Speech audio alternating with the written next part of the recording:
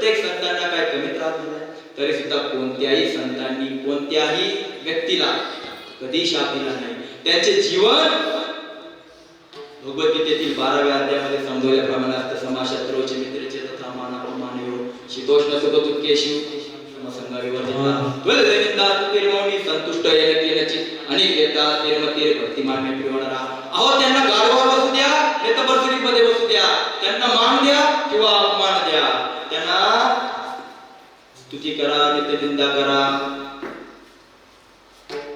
त्यांच्या डोक्यात एकच कुठल्याही प्रकारचा त्यांच्या डोक्यामध्ये कोणाविषयी राग नाही. ठेविले अनंते तैसेची राहावे, चित्ती असू द्यावे समाधान. त्यांच्या डोक्यामध्ये 24 तास फक्त भगवंत आणि भगवंत, कुठल्याही प्रकारचा स्वार्थ नाही, कुठल्याही प्रकारचा भोग नाही.